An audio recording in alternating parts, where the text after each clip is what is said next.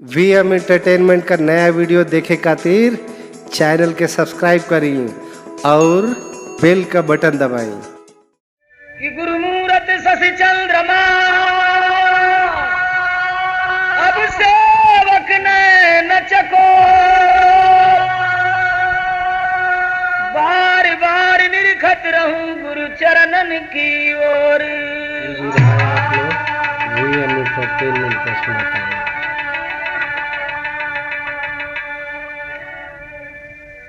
कि जय जय बाबा भीम जी, अब धन्य तेरा अवतार, अब उनकी कृपा से मिला है हमको जीने का अधिकार। आप लोग वीएम एंटरटेनमेंट का सुनाता है। कि दुनिया में सबसे अनमोल चीज पानी है, पानी को बचाए रखो शाबाशी तमाम को। अरे पानी वाला मर्दनीक, पानी वाला मर्दनीक, पानी वाला प्राण दे के कीन लेत नाम को।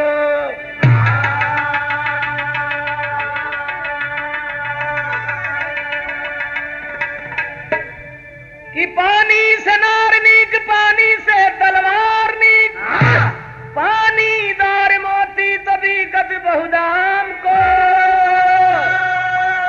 अरे रसिया मजीद कहे पानी को बचाए रखो, पानी नहीं तो जिंदगानी किस काम को। वीएम एंटरटेनमेंट का सुनाता है।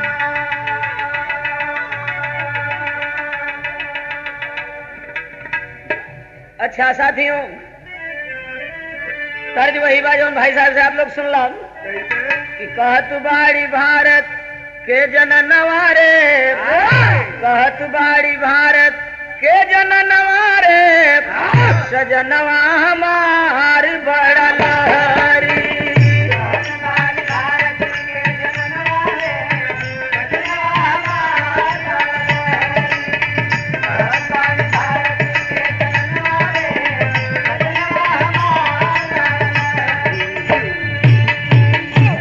तरज बा लेकिन कह नाम बाजे बहुत भक्ति है देश में बाप। कहे का मतलब बात नहीं समझाए बात के कि बहुत बाटे धरती पर भजनिया हो, बहुत बाटे धरती पर भजनिया हो, आपन विचार मोर भैया।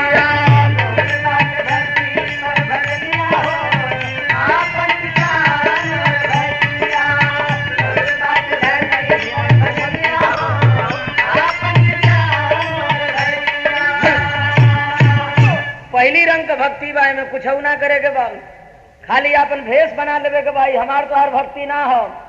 ये बाबा जी लोगन का बाभन लोगन का भक्ति है। एमे थोड़ा सा अपन भेष बना लेवे के बाद लोग कहियन जे बहुत बड़ महात्मा आप हुआ, कौन काम करे के बाद वीएम एंटरटेनमेंट का सुना। पहली भक्ति बा आप लोगन के सामने देखत हुआ रोज रोज कि अब टीका त्रिपुंड भस्मा तन पे लगावा,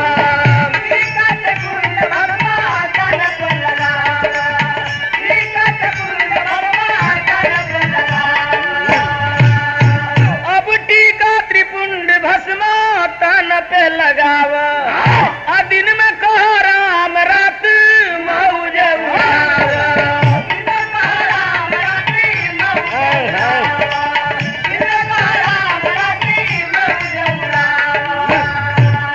ये बात के समझ ला पहली भक्ति बम कुछऊ ना करे के बाद चंदन पत्थर पर रगड़ दम, तीन ठे अंगुरी घसेट के तीन ठे यहाँ खींच दो, तीन ठे यहाँ खींच दो, लगले तीन ठे यहाँ खींच दो, दिन भर राम राम कहा, रात में जवन मन करे वो कर।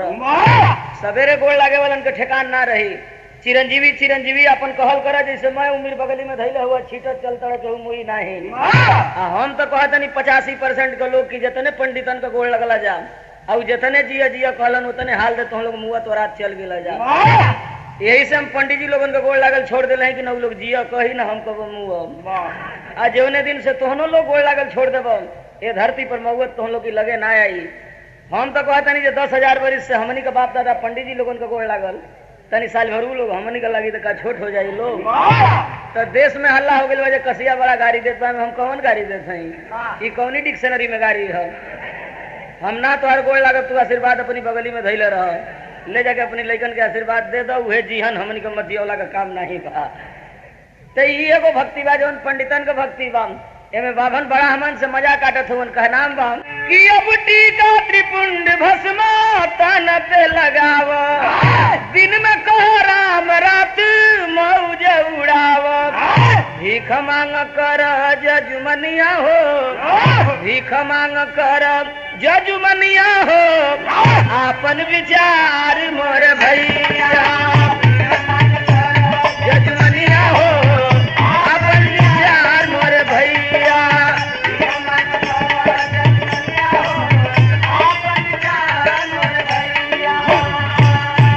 देख ले हुई बस सीधी सीधी बात बा, आपके सामने बात बा।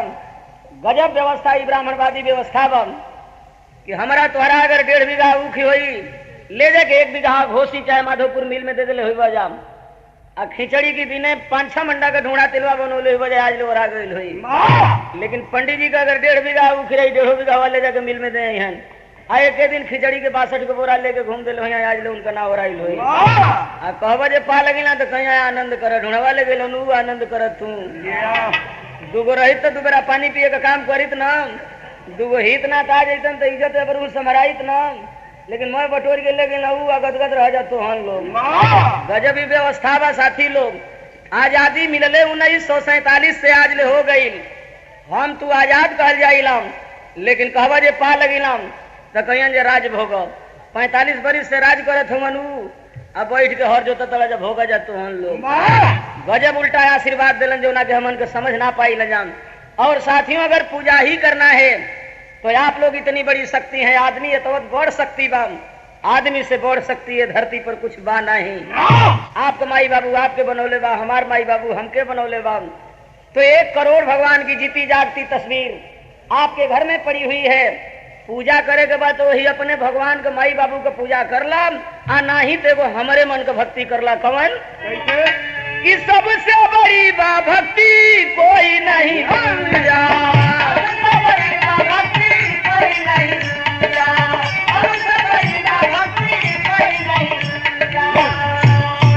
अरे सबसे बड़ी बा भक्ति कोई नहीं दूजा, सबसे बड़ी होले इंसानियत पूजा।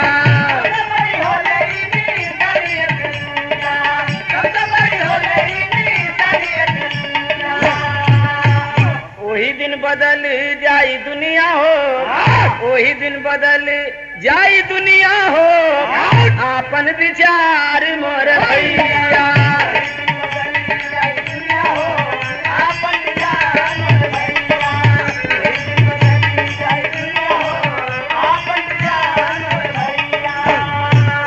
साथियों जिस मुल्क में आदमी से आदमी की मोहब्बत नहीं है, आदमी से आदमी का प्रेम नहीं है, वहां कौन सी भक्ति करेंगे? ये देश में वो चमार जाति होले ब्राह्मणवादी व्यवस्था में जौना के कुछ छुए का अधिकार न बम। आज जितना जना जुटल हुआ अहिर भर कहार कुहार लोहार चमार बिंद नुनिया 85% के लोग मुसलमान। एक बात सुन लो हमार कि जब तक आप रामायण पढ़ेंगे, जब तक आप महाभारत पढ़ेंगे, इस देश में आपका कल्याण होने वाला नहीं है। पूछिए क्यों? क्या आपने कभी रामायण पढ़ा है? तो हमार बिरादर तो बड़ा रामायण पढ़ेलन, बड़ा कंठी लगौले हुए। रामायण में लिखल गई बा जे पूजिए विप्र सकल गुणहीनाम, शूद्र न पूजिए सकल प्रवीणाम। बाभन की देही भर देही खजवट भइल तो ओकर गोड़ लागल, वो आशीर्वाद देही। काशीनाथ अगर बहुत प्रकांड विद्वान बाड़न तो सार का गोड़ मत लगा, ये खातिर जो वही रहन। इस रामायण को पढ़ने से कौन सा आप सवाल हल कर लेंगे, कौन सी व्यवस्था आप हासिल कर लेंगे? जिस रामायण में लिखा गया हो कि ढोल गमार शूद्र पशुनारी, ये सब तारण के अधिकारी अहिर भर चमार कहार लोहार हुआ, तो के जूता से बात करेंगे चाहे जौनी रामायण में लिखल गई बम। उस रामायण को पढ़ने से कौन से पीएम की कुर्सी आप हासिल कर लेंगे? साथ ही में इतना छोड़िए, अगर आप मनुस्मृति की किताब पढ़ेंगे जो ब्राह्मणवादी व्यवस्था को चलाने का संविधान है, देश में हल्ला भइल बजे बहुत टेढ़ बोलेला, जे होई पंडित जी ध्यान से सुनिया, जहां टेढ़ बोलब वहां बोल दी हम नहीं, हम टेढ़ ना बोलब, टेढ़ लागत होई तो गांव से सुनी हम, आ ना सुने का मन होई तो धीरे से उठ के चल जइह 3 गो में एगो काम करी हम आना तो खड़ा होकर बताइए जो गलती कहत बा। मनुस्मृति आप पढ़े हैं, जो ब्राह्मणवादी व्यवस्था को चलाने का संविधान है। लिखा है ब्राह्मणों ने कि शूद्र यदि वेद पढ़ता है तो जबान काट ली जाए, सुनता है तो कान में शीशे पिघला करके डाल दिए जाए। इस हिसाब से हमार जीभ काट लेवे के चाहिए, जितना जना जुटल हुआ जब कुल जना का कान काट लेवे के चाहिए। ये ब्राह्मणवादी व्यवस्था में न आपको सुने का अधिकार बाब, न हमके बोले का अधिकार बाब। अगर ठाकुर साहब इस महफिल में हो, राजपूत अगर इस महफिल में हो, तो इहो लोग बड़ा तेज कहता है कसिया टेढ़ बोलत बाब। आप लोग मनुस्मृति के 3रे अध्याय का 13वां श्लोक पढ़ लीजिएगा, जिसमें ब्राह्मणों ने लिखा है कि ब्राह्मण चाहे तो क्षत्रिय, वैश्य, शूद्र तीनों वर्ण की लड़कियों के साथ सो सकता है, ब्राह्मण के लिए कोई पाप नहीं है। माने अगर बाभन चाहे तो क्षत्रिय, वैश्य, शूद्र तीनों वर्ण की हमने की लड़की की संग सुतल बाम, तो बाबा जी के मारे गरियावे के नहीं खे, उनको गोड़ लगे के बा कि महाराज जी रुआ देश का सबसे बढ़िया काम करत हैं, अब जाएं। यही मनुस्मृति है और यही ब्राह्मणवाद है मेरे साथी। लेकिन हमारे जैसा आदमी जो विरह के माध्यम से इस देश में मान सम्मान की लड़ाई लड़ता है, तो आज ब्राह्मण अगर मेरी बेटी बहन के सामने नजर लगाएगा, नजर निकाल के उसके सामने रख देंगे, हाथ लगाएगा हाथ तोड़ करके रख देंगे। इसके लिए सबसे पहले आपको मनुस्मृति नाम की किताब में, मनुस्मृति नाम के किताब में आग लगाना पड़ेगा। ये देश में ठाकुर साहब लोग एक बात सुन लो, 85% का हमन के झगड़ा करत हैं, तो हमन के करे दजा, हमन के लेबे दजा, तो हम लोग का नहीं खींचा ले। आ तो हम लोग ये देश में 7.5% हुआ है, जो 15% में बाँचल बा, जो तोहर हो या हमर हो, दोनों जना का बाबा जी ले ले हुआ, तो हमन की लड़ाई 85% का करत हैं जा, तू अपन 7.5% पंडित जी ले ले हुआ ले लो।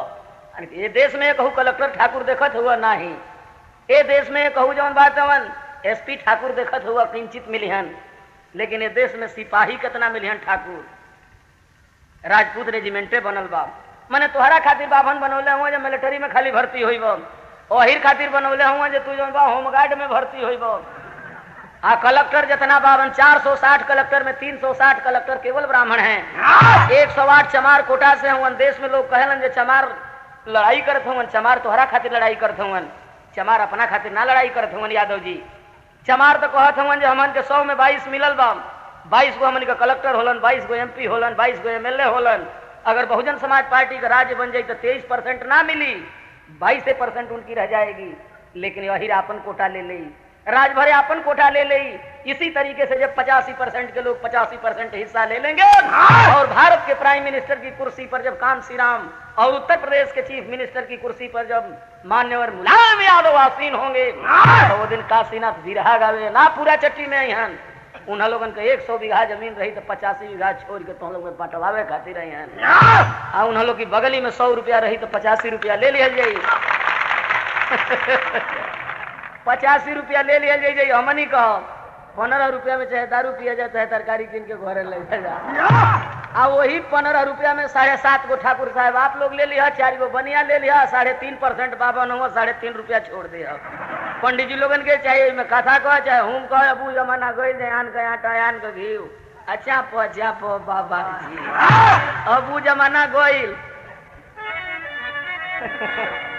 एगो बात आप लोगन से बताई, एगो बात आप लोगन से हम बता देते नहीं, ये बड़ा है आपको हमार संजोग बा, ये विरहा आप लोगन के यहाँ होत बा ना, तो हमारे विरहा में अब परसों गाना रहल सरवा, ये आजमगढ़ की अरे मऊ की बगल में सरवा। 10 बजे हम पहुंचनी, कुछ ना तो 500 वहां पुलिस रहलन, SP DM तमाम लोग। कल्पना राय का वायरलेस था कि कसिया साले की विरहा नहीं होनी चाहिए वरना 25,000 लोगों को आज मजे में समझा देगा। हम गईली है भैया, आदमी बैठ गईलन, हमके स्टेज ले ना जाए दिहल गईल, हम गिरफ्तार हो गईली।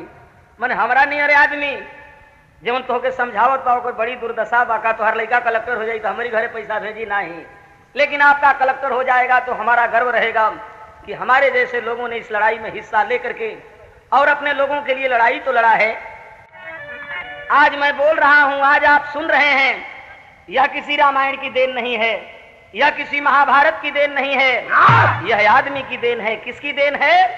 यह बाबा साहब डॉक्टर भीमराव अंबेडकर की देन है। रामायण अधिकार नहीं खेदले जो वही खड़ा होके गाई अब पंडित जी बैठ के सुनी है। लेकिन यह किसी आदमी ने अधिकार दिया है, कौन? बाबा साहब डॉक्टर भीमराव अंबेडकर ने। इस देश में सब आदमी बोल सकता है, अधिकार की मांग कर सकता है का सिद्धांत इस देश में दिया। तो हमारे आपके लिए पत्थर की मूर्ति कोई भगवान नहीं होती है जिसने कुछ आपको नहीं दिया है, बल्कि पत्थर का मूर्ति बाभन के दिले बा तो के ना दिले बा, लेकिन अंबेडकर आपको दिए हैं। तो हमारे और आपके असली भगवान तो बाबा साहब डॉक्टर भीमराव अंबेडकर होते हैं। तो क्यों न मैं 2 लाइन उन्हीं की भजन कर लूं।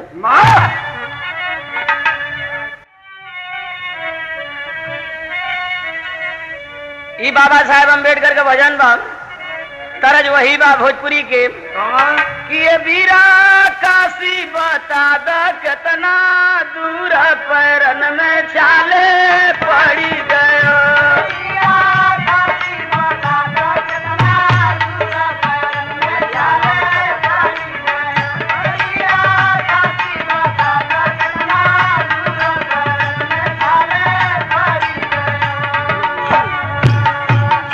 हमनी के फगुआ मनाई ल जा, होली मनाई ल जा, 85% कल के तो कबो फगुआ मनवही के ना चाहिए। पूछा जाजे कहाँ है? एक खातिर जे फगुआ जौने दिन होला देखले हुई बजा, तोहरी द्वार पर लोग आवेलन, पंडित जी लोग आओ रे तो के बाबा बोलावे ना आओ रे। हम तोहरी द्वार पर गाड़ी दे ना, तू हमारी द्वार पर गाड़ी दे लो। बहन बेटी खड़ा बाड़ी से केहू के शर्म ना बा, तो हमरे तोहरे द्वार पर गाड़ी होले। अब पंडित जी की द्वार पर चल जीबो तो बढ़िया से कमरा बिछा दिहन, उनकी द्वार पर तू गावे राखहु लाज हमारी द्रौपदी गुहराई। उनकी द्वार पर महाभारत होला, तोहरी द्वार पर गाड़ी होले। हमरे तोहरे द्वार पर गाड़ी देलन, लाज ना लगत बा, फगुआ को उखाड़ के फेंक डालिए। आपने कबीरदास का नाम लिया मेरे साथी, कबीरदास जैसा ब्राह्मण बात को उखाड़ने वाला अब से पहले कोई कभी नहीं था। लेकिन कबीरदास का हाल भइल जाने ल, आज हम कौने दुर्दशा का शिकार हैं। एक जगह प्रधान जी लोग जब खड़ा होत बा, मैं देश में प्रधान जी लोग बा, एक खातिर जब अपनी गांव में लोग बतियावेलन, हम हूँ एगो गांव के प्रधान है जो ना मैं 1700-1800 भूहार हूँ, 17 बेर बरले सस्पेंड है। कल ही परसों से फैसला होता, 18वीं बेर नंबर लागल बा। काहे खातिर हम कोनो चोरी डकैती ना करीला, ये देश में आपका खाली बात बतियाईला, जो ना के नतीजा बा जे शौक से सस्पेंड होइला, अब उसे दुना शौक से बहाल हो जाइला। चल जाए 10 दिन गावे सस्पेंड हो जाइला, तहिए रेली के बहाल हो जाइला। तो मेरे साथियों, अगर आपके पास हिम्मत है, बाबू साहब लोग कहलन जे हमनी को सलाम कल सस्पेंड ना हो, हम कहली 17,000 बेर सस्पेंड हो जाये तब वो राय साहब तो हम लोग का सलाम करे काशीनाथ ना आए हैं। तो आप में हिम्मत रहेगी, किसी भी दीवार को तोड़ सकते हैं साथियों। तो अगर पूजा ही करना है, अगर त्योहार ही मनाना है, तो ये कहीं त्योहार मना लीजिए जिस त्योहार ने आपको इस देश में खड़ा होने की हिम्मत तो दिया है। और वह कौन सा त्योहार है? अरे धन्य 14 अप्रैल हमार साहेब जी अवतार लिए।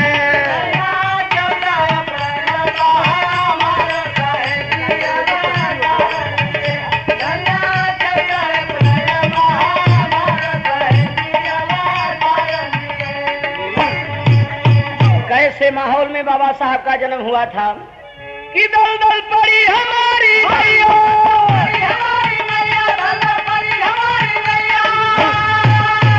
कि दल दल पड़ी हमारी नैया, गहरी नदी न कोई खाइयो,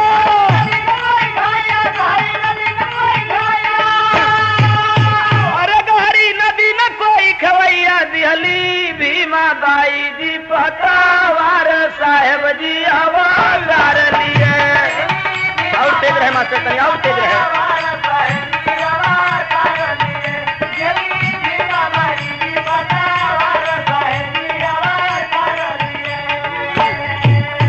अरे छुआ छू चरण सीमा पर,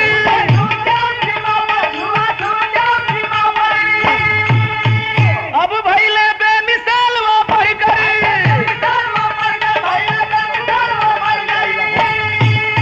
अब भैले बेमिसाल वो पढ़ कर लिहले सर पे अछूतावन के भारत साहेब जी अवतार लिए।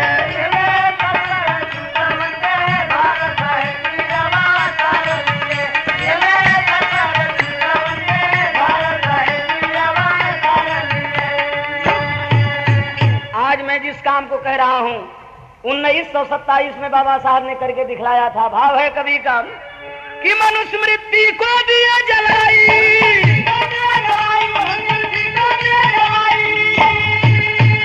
मनुस्मृति को दिया जलाई, और जारी कैले मेरी लड़ाई,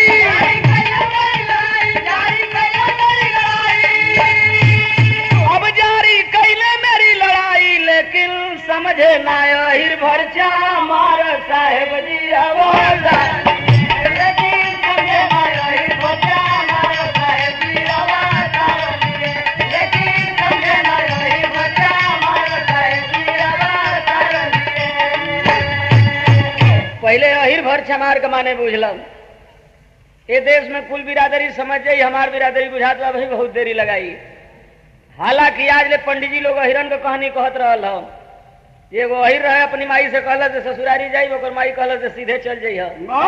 तो जब जाए लगल तो बिच्चा में तरकुल का पेड़ पड़े, वहू पर चढ़ के उतर के जाओ जो टेढ़ मत हो जाई। एक को बेर अहिर नाराज ना भइलन। अहिर के आज ले भकोल लोग कहत रहल, चोर कहत रहल, डकैत कहत रहल, अहिर कबो नाराज पंडित जी पर ना भइलन। लेकिन आज काशीनाथ पंडित जी का जब कहानी कहे लगलन तो लोग कहत हुए गाड़ी देत बा। हमार कहानी कहत रहला तो महाभारत पढ़त रहला, आ तुहार कहानी होत पे तो गाड़ी हो जाले। जबकि ये देश में साथी हर बिरादरी के तो बाभन कुछ जनबो करलन, हमारी बिरादरी के कुछ ना जानलन। यही रसना में तो के जिला के बात बतियावत है। एगो पंडित जी कार से जात रहल, एगो बिचवा में आदमी जात रहल, पी पी पी कैलन, हटबे ना करे, ब्रेक दबा देहलन। कहलन जे सुना, कहला से कह, कहलन जे कौन जात के हो, कहला जे साहब हम तो अहिर हैं। कहला तब ठीके कर तोड़ा बिच्चा में चल तोड़ा तो हम जानी जो आदमी हो, अहिर के इहो ना कुल बुझलना जो आदमी हो, वो जानना तुम लोग भूत हो जा। अब मैं तो ही हमारा तर खिया दे जा, तुम लोग बाबू नरक में गई बना स्वर्ग में चल जाइहन। अरे साथी लोग, ये देश में मान्यता है आपका हिंदू नहीं है, मंदिर खातिर झगड़ा करते जाए। आपको ब्राह्मणों ने हिंदू बनाया कहाँ? किसी को अहिर बना दिया, किसी को घर बना दिया, किसी को चमार बना दिया, किसी को नोनिया बना दिया, किसी को बिंद बना दिया, और अकेले अपने ब्राह्मण हिंदू धर्म के ठेकेदार बनकर रह गए। हम कहते नहीं अगर हिंदू रही तो पंडित जी तोहरी घरे पूरी खाता तो तू पंडित जी के घरे ना खैता। हिंदू रहता तो पंडित जी तोहार बियाह करावत तू पंडित जी का बियाह ना करता। हिंदू रहता तो पंडित जी तोहार कथा कहता तू पंडित जी का कथा ना कहता। हिंदू रहता तो पंडित जी के गोड़ तू लागत तोहार गोड़ ना लगतन। लेकिन तू हिंदू ना हो, खाली उनके फायदा करे खातिर हिंदू हो। सत्यनारायण बाबा का कथा का हो हम 1 मिनट में बता देता नहीं, 1 मिनट में बता देता नहीं। कुल कहलन जे लीलावती कलावती मातारी बेटी रहली सब, ये हमारे प्रसादे ना लिहल सब, सुनन के एक नाई सोना चानी सत्यनारायण बाबा धनिया बना दिहलन। कहलन से हे सत्यनारायण स्वामी तोहर कथा कहवाई जा। तो सत्यनारायण बाबा इतने पर खुश हो गए, कहला सना कहला सन, बस उन्हनी के 1.5 नाई सोना चानी दे दिहलन। हम सत्यनारायण बाबा से ही पूछे नहीं जरे सत्यनारायण जेवन बनिया तोहर कथा ना कहला से, खाली कहला से तो उन्हनी के 1.5 नाई सोना चानी दे दिहलन। काशीनाथ का बाप दादा न मालूम को 100 बेर को 1000 बेर तोहर कथा कहवा के प्रसाद बांट दिहलन। लेकिन काशीनाथ के उनकी मेहरारू के झूलनी बनवावे भर सत्यनारायण बाबा सोना ना दिहलन। हाँ एगो काम जरूर सत्यनारायण बाबा कैलन कि जौन घरे दही रहल वो पंडित जी खा घलन, जौन 1.5 सेर सीधा रहल आटा वहू के अपना के काली खातिर ले चल गईलन, आ 10 रुपया पानी के रेटा मुकदमा लड़े खातिर रहल वो पंडित जी गुरुदक्षिणा में लेके चल गईलन। आ कुल जब बटोर के पंडित जी ले जाए लगलन तो हम कहले जे अरे गुरु जी गोड़ लागिला, कहलन आनंद करब। मैं ले गईला उहे सत्यनारायण बाबा तुम लोग एगो आनंद देले हुन, चाहे कथा कहवा के करा जा चाहे बिरहा सुन के करा जा, ये एगो आनंद लेले रह जाए, ये सत्यनारायण बाबा दिले हुन। तो मेरे साथियों मेरे कहने का मतलब क्या है? अरे हमारे तो संस्कृत में इंटरमीडिएट में 100 में 87-88 नंबर रहल, लेकिन हम पढ़ब मनोजवम मारुतुल्य वेगम जितेंद्रियम बुद्धिमता वरिष्ठम वातात्मजम वानरजूथ मुख्यम श्री रामदूतम शरणम प्रपद्ये। केहू हमसे कथा ना कहवाई जो भकोल है। अगर पंडित जी बकोटत आवत हुवन संस्कृत के नाम पर उतने जानते हैं जो हमारम तुम्हारम मजालम करालम स्वीकारम 150 रुपया लेके चल गिलन। तो का नाम है मेरे साथी कि अरे मनुस्मृति को दिया जलाई, जारी कैले मेरी लड़ाई, अब जारी कैले मेरी लड़ाई, लेकिन समझे ना हिर भरचा मार साहेब जी अवतार लिए।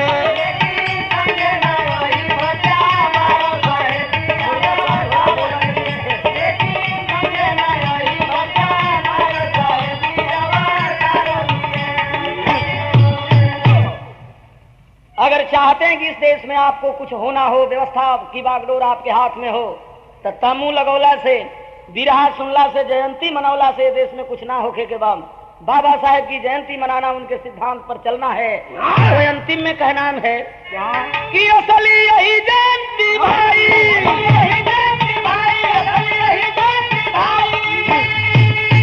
कि असली यही जयंती भाई, आपन लो अधिकार जमाई,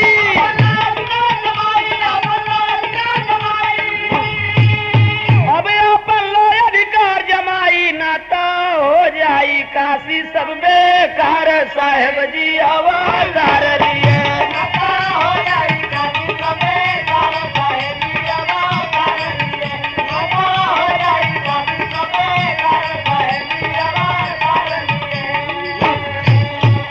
कि धन्य 14 अप्रैल बहार, साहेब जी आवाज़